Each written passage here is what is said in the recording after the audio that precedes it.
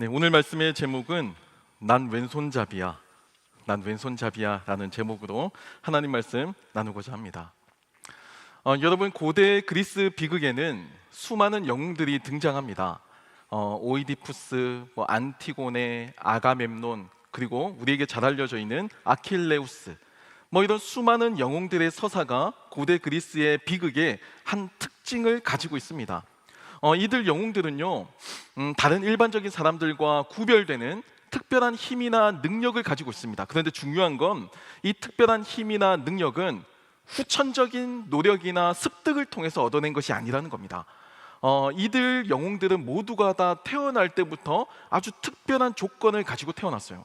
그러니까 선천적인 능력을 가지고 구별된 존재라는 것이 이들 영웅에 대한 특징이죠. 하지만 고대 그리스 비극의 이 특징은요, 특이한 점은 이들 영웅들의 약점을 그 이야기의 주제로 삼는다라는 것입니다. 심지어는 강점이 약점이 되기도 해요. 그러니까 약점을 통해서 이들 영웅들은 모두가 다 비극적인 운명으로 내몰리게 됩니다. 단적인 예로 그리스 신화에서 가장 강력한 전사 가운데 한 사람으로 알려져 있는 아킬레우스. 이 아킬레우스의 약점은 발 뒤꿈치였습니다. 우리에게는 흔히 아킬레스건으로 알려져 있죠. 치명적인 약점이었어요. 모든 것이 완벽해 보이는 조건을 가지고 있고 다른 사람과 구별되는 출생 신화도 가지고 있는 그런 존재가 영웅들입니다. 하지만 이 영웅들에게 숨겨져 있는 약점이 있고 또 그 약점으로 말미암아 영웅들이 모두 비극적인 삶을 살게 된다라고 하는 이 고대 그리스 비극이 이야기하고자 하는 그런 목적은 무엇일까요? 저는 그렇게 생각합니다. 우리가 볼 때는 완벽해 보이는 사람이라고 할지라도 그도 사람이라는 겁니다. 그에게도 약점이 있다는 겁니다.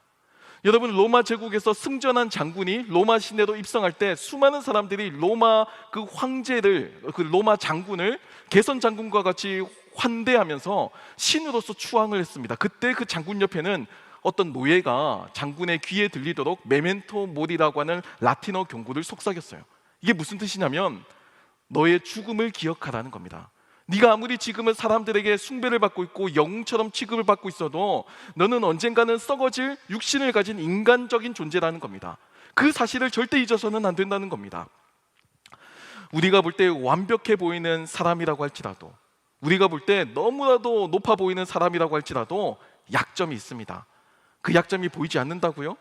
그건 그 약점을 철저하게 숨겼기 때문이에요. 아니면 아직까지 그 약점이 드러나지 않았기 때문입니다. 약점이 없는 사람은 없어요.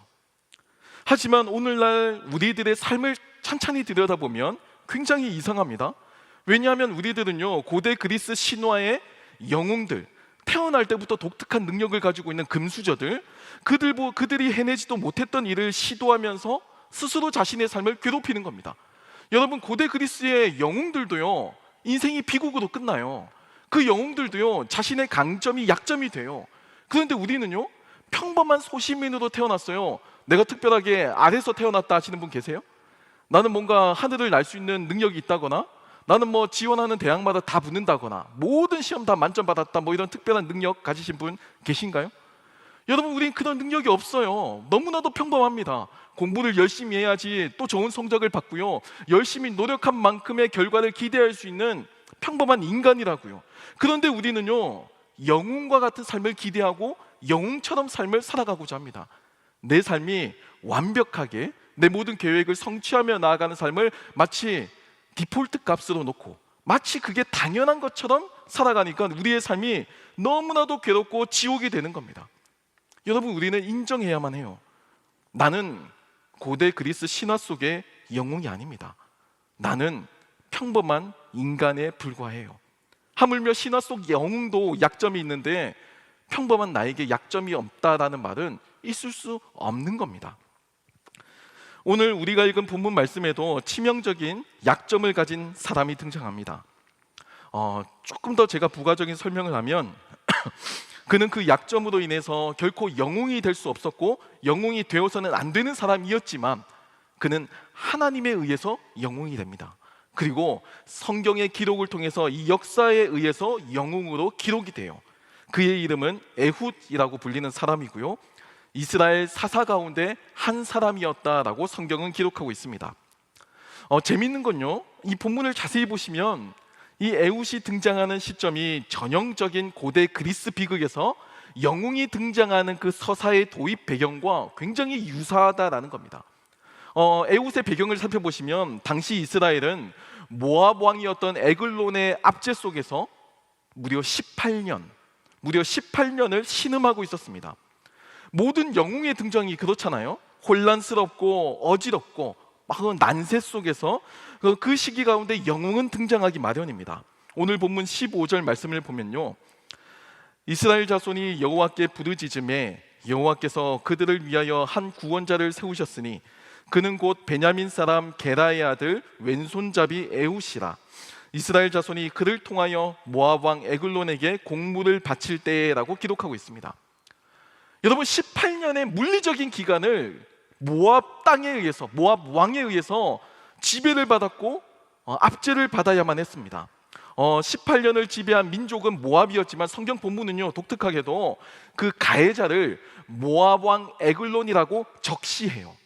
이건 모압이라고 하는 그 민족 자체가 그 이스라엘의 원수였다, 이런 표현이 아니고 모압 왕의 에글론이 그 수장이었다, 모압 왕 에글론이 직접적인 그 적의 대표자였다라는 것을 뜻하고 있습니다. 마치 에글론이 이스라엘의 18년에 걸친 그 고통의 원인이었던 것처럼 묘사하는 겁니다. 이스라엘이라고 하는 한 국가가 유기체, 생명체라고 보면 거기에 이 모압 왕 에글론은 질병 바이러스인 겁니다. 악성 종양인 거예요. 그것처럼 묘사하고 있어요. 그래서 이스라엘 백성들은요, 하나님께 부르짖습니다. 그리고 그 하나님께서는 그 이스라엘 백성들의 부르짖음을 들으시고 그들을 구원할 사사를 내어주시는데 그 결과가 에훗이라고 하는 사람이에요. 여러분, 이 전형적인 패턴이 사사기의 기본적인 반복적인 패턴입니다. 전형화된 패턴이에요.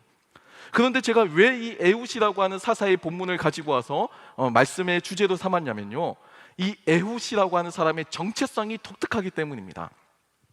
성경은 이 에훗이라는 사람을 소개하며 매우 독특한 수식어를 붙여요. 베냐민 사람 게라의 아들 왼손잡이 에훗. 이 표현에는 약점에 대한 재미있는 언어 유희가 들어가 있고요, 그리고 굉장히 깊은 신학적인 아이러니가 담겨져 있습니다. 구약학자 가운데 다니엘 블록이라고 하는 학자가 있는데요, 이 학자에 의하면 에훗이 소속되어 있는 이 베냐민 지파, 이 베냐민이라고 하는 뜻은 오른손의 아들이라는 뜻을 가지고 있어요. 굉장히 재밌죠? 오른손의 아들 지파인데 이 에훗은 왼손잡이였다는 겁니다. 에훗은 오른손의 아들이라고 하는 베냐민 사람이었지만 왼손잡이라고 하는 독특한 정체성을 가지고 있어요. 그러니까 내가 소속된 공동체, 내가 소속되어 있는 지파는 모두가 다 오른손의 사람들이라고 이름을 붙이는 정체성을 가지고 있습니다. 그런데 나만 거기에 왼손잡이도 존재하고 있어요. 내가 그 공동체에 섞이지 못하고 구별되어 있다는 것을 보여주죠. 어찌 보면 고대 그리스의 관점으로 보면 영웅의 등장이지만 오늘날 우리들의 시점에서 볼 때는 정상의 범주에서 벗어난 사람을 뜻하기도 해요. 다수가 아니고 소수의 존재예요. 이 사람은 여기에 어울리지 않는 사람입니다. 이방인과 같이 여겨졌을 겁니다. 그런 정체성을 가지고 있어요. 특별히 본문에서 에훗을 묘사하는 히브리어를 직역하면요, 단순한 왼손잡이 뜻을 넘어서요, 오른손이 폐쇄된 자 또는 오른손에 장애가 있는 자라는 의미를 가지고 있습니다. 수많은 성서학자들이 에훗을 오른손을 쓰지 못하는 장애인으로서 해석을 해요. 그냥 물리적으로 왼손을 조금 더 주로 사용하는 사람이 아니고 아예 오른손을 사용하지 못하는 사람이었을 것이다 라고 이야기를 합니다. 그러니까 왼손잡이 에훗이라는 표현을 썼다는 거예요. 당시 고대 근동사회에서 성인 남성이 이 오른손을 쓰지 못한다라고 하는 뜻은요, 치명적인 신체적인 결함을 의미하고 또 사회적인 낙인이었습니다. 특별히 군인은 말할 것조차 없었어요. 여러분, 징병검사를 하죠. 성인이 된 남성들은 20살이 되면 모두가 다 징병검사를 하게 되는데, 징병검사의 목적은 군인으로서 복무할 수 있는 신체 조건을 갖추었는지 갖추지 않았는지를 평가하고 테스트하는 겁니다. 그런데요, 이 왼손잡이라고 하는 뜻은 당시 고대 근동 사회에서는 징병검사에서 애초에 탈락하는 조건이었어요. 로버트 얼터라고 하는 히브리 문학의 대가가 오늘 본문의 성경 이야기를 참 사람들의 기대를 완전히 배반하는 하나님의 그 파격적인 선택이다, 이렇게 해석을 했거든요. 다시 말하면 여러분, 베냐민 지파라고 하는 뜻이 전통적으로 오른손을 잘 쓰는 용맹한 전사들의 집단이었어요. 그러니까 여기서 오른손은요, 군인을 상징하는 관용적인 표현입니다. 그러니까 베냐민 지파는 소수였지만 잘 훈련된 엘리트 용병 집단이에요. 너무나도 잘 싸우는 전장, 야전의 경험이 많은 숙련된 군인들의 집단이다라고 평가받을 정도로 이스라엘에서 명성이 자자했던 집단입니다. 그런데 그 오른손의 아들 지파에서 왼손잡이가 나온 겁니다. 전쟁에 어울리지 않는 사람, 군인의 복무에 어울리지 않는 사람, 전혀 전투력이 없는 야전의 전투에 어울리지 않는 이상한 사람이 나왔는데, 그 에훗이 결국 구원자가 되었다라고 하는 이 논리가 바로 이 본문에 담겨져 있다는 겁니다. 여러분, 세상의 관점에서만 보면 에훗은 부적격자예요. 이 에훗은 오른손의 사람들, 그 지파에 어울리지 않는, 어울릴 수 없는 사람들입니다. 약점투성입니다. 하지만 하나님은요, 세상이 실패라고 부르는 바로 그 지점, 바로 그 부분에서 오늘 하나님만이 하실 수 있는 그 독특한 구원의 역사를 펼쳐나가십니다. 여러분, 그게 오늘 우리가 이 말씀을 통해서 아멘으로 화답해야 할 부분입니다. 세상 사람들이 다 오른손을 추앙한다고 내가 잘 쓰지도 못하는 오른손을 아무리 개발해도 결국에 우리는 비교와 경쟁 속에서 소수의 특정 사람만 잘할 수 있는 그 부분에 범주에 올라서지 못할 거예요. 나만의 특징과 나만의 개성이 있죠? 그 개성을 속에서 일하시는 하나님의 특징을 우리는 오늘 본문에서 발견해내야 한다는 겁니다. 오늘 저희가 다 읽진 않았지만 이후의 사사기 내용을 보시면 이 에훗은 모압 왕 에글론을 암살하기 위해서 나름대로의 치밀한 작전을 펼칩니다. 성경에 의하면 이 에훗은 한 규빗, 약 50cm 내외 정도의 길인데요, 한 규빗의 양날검을 만들어서 그의 오른쪽 허벅지 옷 속에 감춥니다. 왜요? 왼손잡이니까. 왼손잡이는 검을 오른손에서 뽑겠죠. 오른쪽에서 뽑을 겁니다. 오른손잡이 전사들은 왼쪽 허벅지에서 검을 뽑게 될 거예요.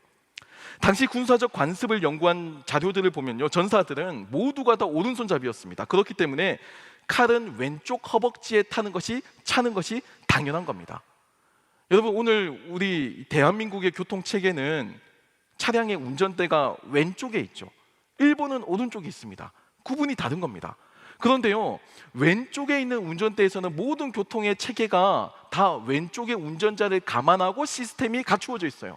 뭐 티켓을 밟거나 열거나 하는 모든 시스템이 다 왼쪽에 중심을 두고 만들어져 있다는 겁니다. 당시에 모압의 호위병들도요, 너무나도 당연하게 에훗의 왼쪽에만 관심을 가졌어요.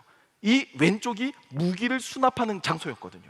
이 왼쪽을 유심히 살펴보는 것이 이 군인의 오랜 야전 경험을 가진 군인의 통찰이었거든요.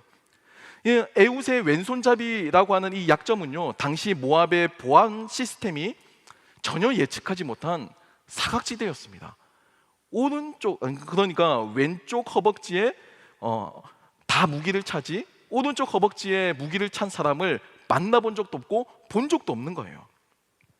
아마도 에훗이 오른손을 사용하지 못했기 때문에, 장애가 있었기 때문에 아마 이 모압의 호위병들은 더 그를 과소평가했을 겁니다.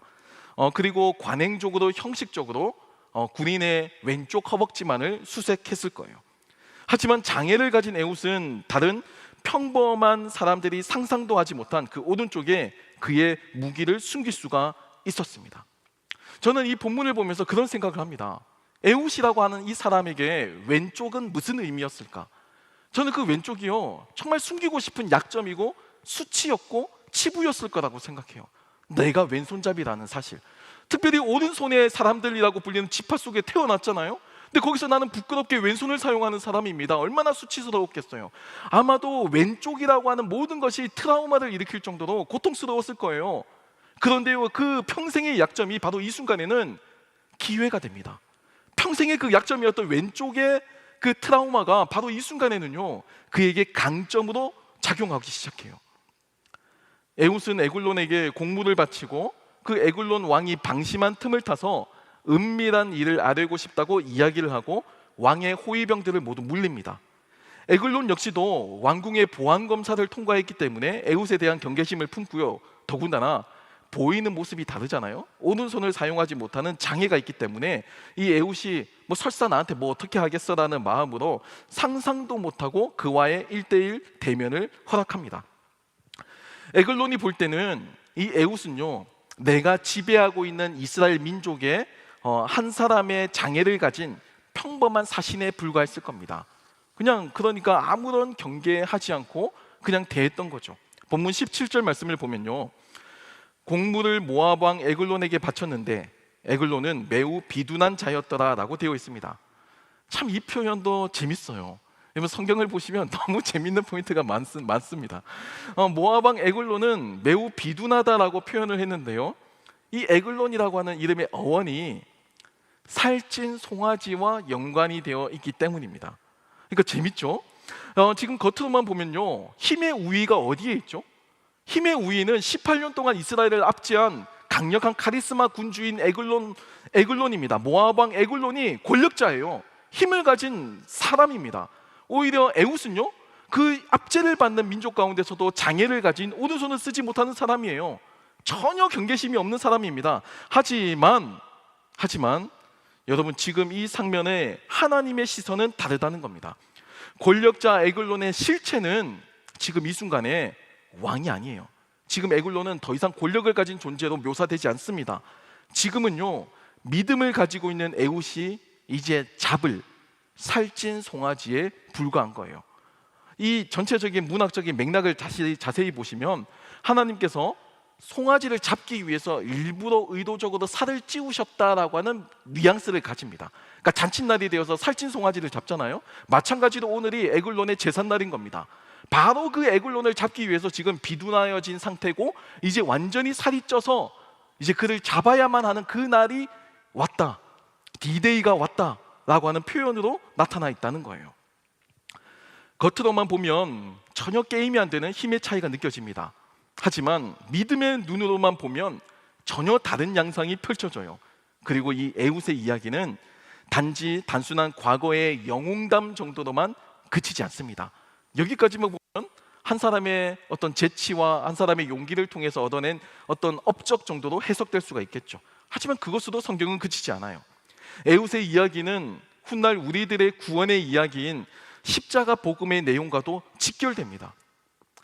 현대 기독교 변증가 가운데 티모시 켈러라고 하는 이 사람이 에웃의 이야기를 이렇게 적용을 해요.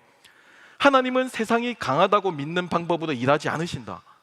하나님의 방법은 언제나 세상이 미련하고 또 약하다라고 비웃는 것, 바로 그 방법을 통해서 구원을 베푸신다라는 겁니다.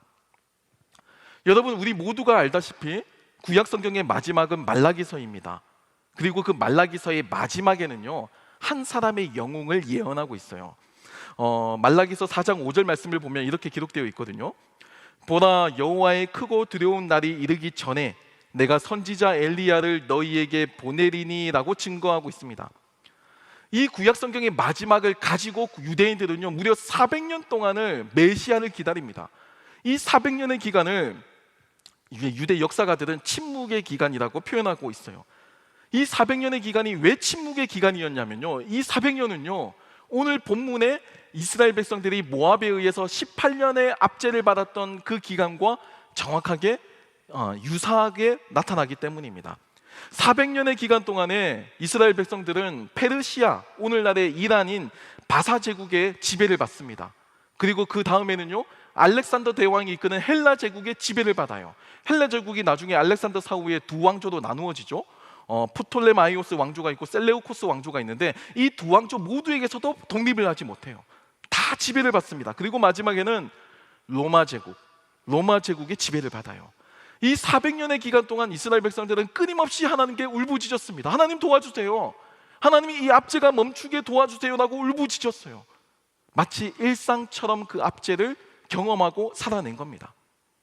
여러분, 우리들의 삶도 늘 각종의 압제로 가득한 난세의 시대예요. 그리고 우리는 그 위치 속에서 하나님께 부르짖죠. 하나님 도와주세요. 그리고 하나님께서는 우리를 위해 영웅을 준비해 주십니다. 오늘 본문의 에글론의 18년 동안의 이스라엘 수탈, 여러분, 이 18년이라고 하는 이 기간이 얼마나 길었을까요? 18년 동안 어느 특정 민족의 압제를 받았다라는 뜻은요, 그 민족으로 인해서 온갖 모든 자유와 규제가 다 지배받는다는 걸 뜻해요. 그리고 그 18년에 지배받는 민족의 수장, 최고 권력자인 이 에글론은 그들의 눈에는 거의 악의 화신이자 악의 수장으로 여겨질 겁니다. 그냥 그게 그 악의, 우리의 이 모든 고난의 문제의 대표자로 이해가 되는 겁니다. 하지만 지금 성경의 평가는 뭐라고요? 그 강력해 보이는 왕 에글론이 살찐 송아지에 불과하다는 겁니다. 이제 잔칫날이 되었으니 잡을 때가 됐다, 뭐 이렇게까지 표현할 정도로 하나님의 시선은 전혀 다르게 평가하고 있는 겁니다. 이 장면은 오늘 본문의 사사기의 도입과도 유사합니다. 역사는 늘 반복되죠. 제국의 공격의 압제가 있고 하나님을 향한 부르짖음이 있고, 그리고 그 부르짖음 속에 하나님은 에훗을 세우셨고요, 그리고 오늘날 저와 여러분의 부르짖음 속에 하나님께서는 예수 그리스도를 세우셨습니다. 주님은요, 에훗과 같이 치명적인 약점을 가진 분으로 나타나요. 주님은 당시 유대인들이 기대했던 화려한 군사력을 가지신 군사 전략가나 야전 사령관도 아니셨고요, 완벽한 스펙을 갖춘 분으로 오시지 않으셨어요. 마국간에서 흠이 많은 사람들의 친구라고 불렸습니다. 또한 예수님의 삶 자체가 제가 굳이 이렇게까지 표현하면 왼손잡이의 삶이었어요. 여러분, 제가 지금 여기서 왼손잡이, 오른손 이렇게 표현하는 것은 성경의 원어를 가져오는 거지 정치적인 의미 없습니다. 여기 정치적인 해석하시면 안 돼요. 예수님의 삶 자체가 비주류의 삶이었어요. 비주류의 삶. 그리고 끝내 십자가에서 우리들의 죄와 허물을 뒤집어 쓰시고 가장 무기력한 모습으로, 가장 참혹한 모습으로 죽음을 맞으셨습니다. 겉으로만 보면요, 실패죠. 처참한 실패고 치욕입니다. 메시아로 불렸고 기대를 받았던 자의 몰락이자 실패라고 규정할 수 있을 거예요. 하지만 그 무기력한 십자가가 실제로는 죄와 사망의 권세를 무너뜨리는 수단이 되었습니다. 누구도 기대하지 않았던 그 십자가, 누구도 귀 기울여 듣지 않았던 그 십자가, 누구도 주목하지 않았던 그 십자가, 그 십자가가 모든 것을 다 바꾸어 놓게 된 겁니다. 사랑하는 청년 여러분, 제가 앞서서 고대 그리스 비극에 등장하는 영웅들의 이야기를 소개해 드렸어요. 그리고 이 영웅들은 모두가 다 타고난 자질을 통해서 아주 특별한 능력을 가지고 활동한 사람들이었다라고 소개했습니다. 영웅은 소수죠. 여기서는 비주류가 아니에요. 영웅은 소수이기 때문에 더 특별합니다. 능력이 있으니까 숫자가 작은 것이 더 메리트가 되는 거죠. 하지만 그 영웅도 약점이 있습니다. 이것은 겉으로는 완벽해 보이는 사람이라고 할지라도 모두가 다 자신만의 약점, 내가 숨기고 있는 약점이 있음을 의미합니다. 그리고 저와 여러분 모두도 이 약점을 가지고 있어요. 여러분, 저도 약점이 있습니다. 저도 사람들에게 숨기고 싶은, 정말 숨기고 싶은 제 약점은 가르쳐 줄 줄 알았죠. 안 하겠습니다. 네, 약점은 안 가르쳐줘야 약점이죠. 네, 오픈하는 순간 약점은 더 이상 이제 약점으로 남지 않는 거예요. 하지만 주님은 그 약점을 통해서 일하십니다. 여러분, 사사기 3장 30절 말씀은 사사 에훗의 결말을 이렇게 기록합니다. 그날에 모압이 이스라엘 수하에 굴복하며 그 땅이 80년 동안 평온하였더라라고 기록합니다. 치명적인 약점을 가졌던 에훗, 장애를 가졌던 장애인 에훗. 하지만 이 에훗의 활약으로 인해 이스라엘은 모압을 마침내 굴복시킵니다. 그리고 무려 80년 동안의 평화가 찾아오게 됩니다. 여러분, 더 놀라운 사실은 이 기록이요, 사사기 전체를 통틀어서 혼란하고 복잡한 이 난세와 같은 사사기의 모든 연대의 기록을 통틀어서 수많은 사사들의 활약 가운데서도 사사 에훗으로 말미암아 일어난 이 평화의 기간이 가장 길게 유지된 평화의 기간이었다는 겁니다. 장애인 에훗이 가져온 이 평화가 여러 뛰어난 능력을 가진 영웅의 서사를 가진 그런 사사들보다 훨씬 뛰어나고 안정적이고 긴 평화를 가져오게 되었다는 겁니다. 여러분, 하나님은 치명적인 약점을 가진 사람을 통해서 나보다 더 능력이 뛰어나고 나보다 더 태생이 훌륭한 사람들보다 더 크게 사용하십니다. 중요한 사실은요, 우리가 가진 개인의 능력이나 조건이 아닙니다. 제가 여러 번 말씀을 드렸지만 우리는 삶의 위치와 자리가 어느 정도 규정되어 있어요. 물론 개천에서 용나는 경우가 있겠죠. 하지만 그래도 우리의 삶의 범주는 거의 그 틀에서 벗어나지 않습니다. 이게 통계학이 가르쳐주는 그냥 확률이에요. 우리가 태어난 유전자, 우리가 마주한 부모님과 사회적 위치, 그 안에서 배우고 자란 사회적 경험과 지식에 대한 경험들, 이게 이미 우리 청년의 삶을 규정해 놓았고, 아마도 큰 틀이 없는 한 이 규정의 틀은 거의 그대로 흘러갈 겁니다. 냉정하지만 그래요. 하지만 이것을 성경에서는 주목하는 것이 아니라 하나님께서는 그 조건을 바꾸려고 하지 말고 그 약점을 그대로 인정하되 나의 그 약점을 하나님께서 어떻게 사용하시느냐에 따라 모든 것이 달라진다라고 말씀해 주시는 겁니다. 내 삶의 조건이 변화되는 것이 아니고, 내 삶의 지위가 달라지는 것이 아니고, 나라는 존재가 DNA와 능력이 달라지는 것이 아니고, 나의 있는 모습 그대로 하나님께서 나를 어떻게 사용하시느냐에 따라 우리의 삶이 달라진다는 거예요. 사실 우리는 모두 완벽한 오른손잡이를 꿈꾸죠. 이 사회의 시스템이 오른손에 적합하게 기획되어 있습니다. 여러분, 실제로 이 오른손잡이의 세상 속에서 왼손잡이는 불편해요. 실제로 불공평한 대우가 있고 또 불공정한 차별을 받기도 합니다. 심지어 언어학적으로 보면 이 오른쪽은 옳다라고 하는 의미를 가지고 있어요. 그렇죠? 옳다라고 하는 의미도 가지고 있죠. 그래서 바른 것, 옳은 것이 마치 오른쪽이라고 하는 개념의 확장을 의미합니다. 모두가 다 획일화되어 있는 오른쪽의 스펙을 요구받을 때가 있어요. 그게 그 사회의 기준인 겁니다. 하물며 베냐민 지파에서는 얼마나 그게 가혹했을까요? 저에게도 획일화된 오른쪽의 조건이 있어요. 오른쪽, 나름대로 나의 강점을 오른쪽이라고 표현할 수 있겠고, 아무래도 저의 약점을 왼쪽이라고 표현할 수 있을 겁니다. 저에게 오른쪽은요, 신학 공부를 열심히 한 것, 이거 저에게 오른쪽입니다. 나름대로 저도 어찌 보면 비주류는 아니죠. 그러니까 오른쪽에 있는 겁니다. 그리고 제가 육청 지체분들에게 늘 강조하면서 밀고 있는 게 있는데, 저도 중년이지만 그래도 화장실 가서 딱 보면 또 좀 나름 괜찮다 이렇게 생각할 때가 있어요. 나의 오른쪽이다라고 제가 계속해서 가스라이팅하고 있는데 잘 먹히지는 않아요, 요즘에는. 하지만 그래도 인정하고 있어요. 그러니까 제가 아내한테도 당신은 참 얼굴 보고 결혼한 이렇게 얘기하면 아내는 참 그렇게 얘기하거든요. 야, 당신같이 높은 자존감은 처음 봤다 이렇게 이야기할 때가 있었습니다. 그러니까 나름대로의 저의 오른쪽이 있어요. 하지만 저에게도 숨기고 싶은, 그리고 깊이 감추어 놓은 왼쪽이 있습니다, 여러분.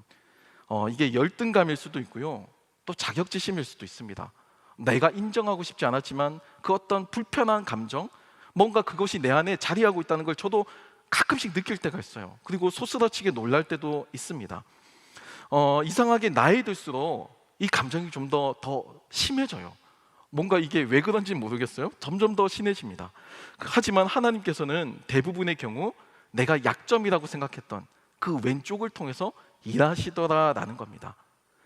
저는 사사 에웃의 이야기가 고대 그리스 비극과 같은 평범한 영웅 이야기가 아니고 실제 우리들의 삶에서 역사 속에 일어난 저와 여러분의 이야기라고 저는 생각합니다.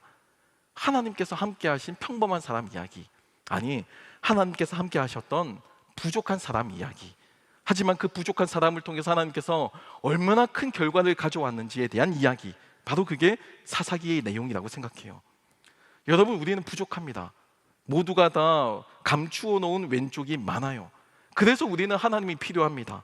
하나님을 통해서 나의 그 왼쪽의 이야기가 어떻게 쓰여질지를 기대하며 하나님께 내 삶을 드리며 나아가는 게 믿음이죠. 내 약점을 모두 오픈할 필요는 없습니다. 내 약점을 어느 정도 감추는 것도 좋아요. 하지만 여러분 기억하실 건 그 약점조차도 나라는 겁니다. 그 약점이 곧 나에게 언제나 걸림돌이나 약점만을 의미하지 않아요. 그 약점이 나에게 기회가 될 때도 있을 겁니다. 그리고 그 약점을 통해서 더욱더 생각지도 못한 강점을 누릴 때도 있을 거예요. 그 약점을 통해 일하시는 그 하나님을 기대하면서 사사 에웃과 같이 우리의 삶을 드리며 나아가는 저와 여러분이 되길 소망합니다.